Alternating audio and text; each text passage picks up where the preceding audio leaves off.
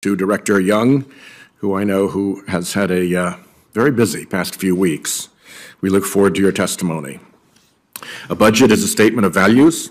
It makes clear what we prioritize. President Biden's budget would lower costs for households, strengthen Medicare, and protect Social Security. It would invest in our kids and our families and in our communities. It would reduce the deficit. And it would make our corrupted tax code fairer. It is decidedly not a budget for creepy billionaires and fossil fuel overlords. It is a budget for families. The investments proposed in this budget are more than worthwhile. They are overdue. I challenge anyone to say it's not worthwhile to make investments in our kids.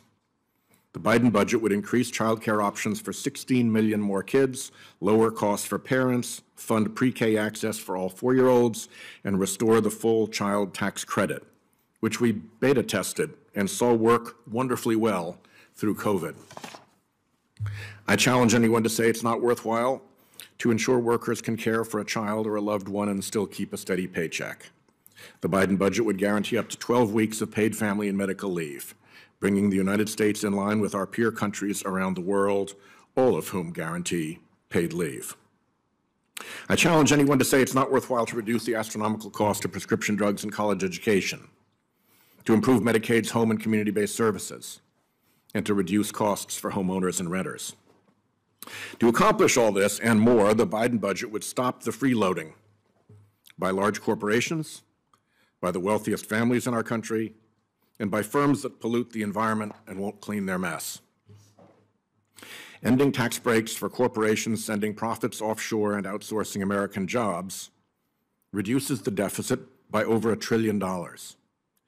Ending nearly $100 billion in wasteful tax breaks for the fossil fuel industry and hundreds more billions in subsidies to big pharma not only helps the deficit, but is the right thing to do.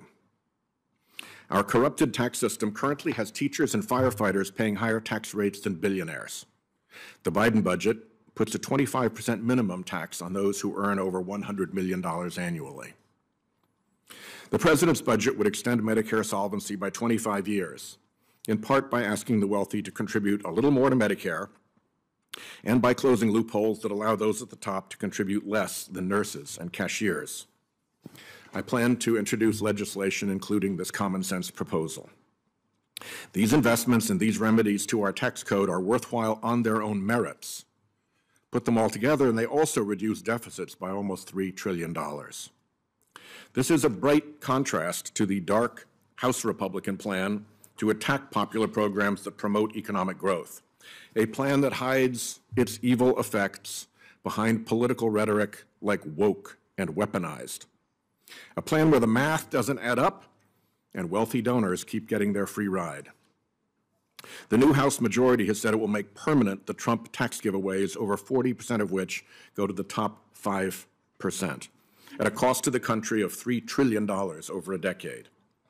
According to a letter Senator Wyden and I received yesterday from the Congressional Budget Office, the Republican promised to balance the budget in 10 years while extending the Trump tax giveaways and imposing draconian cuts to the programs that boost economic well-being is, in a word, impossible. Mathematically, it cannot be done. Even if Republicans were to zero out everything but Social Security, Medicare, Veteran Services, and defense, that means eliminating 100% of the funding for public safety, border security, Medicaid, environmental protection, health care, treatment for opioid addiction, and so much more. They would still not be able to meet their own goal of balancing the budget. What they would be able to do is make nearly every family worse off and send our economy into a tailspin. So, okay, if that's what House Republicans really want, they should own it, champion it through the regular legislative order the Constitution provides, not by stealth, not with debt limit threats, not by trying to force some covert backroom deal to gut popular federal programs. Here's our choice: President Biden's pro-growth investments, which also reduce the deficit by nearly $3 trillion, versus spending cuts deep enough, economists believe, to plunge the U.S. into a recession, coupled with extending the Trump tax giveaway and adding $3 trillion to the deficit. Families versus creepy billionaires. Economic opportunity and fiscal responsibility versus chaos and corruption. Seems like an easy choice. We welcome the debate. Ranking Member Grassley. Well, first of all, I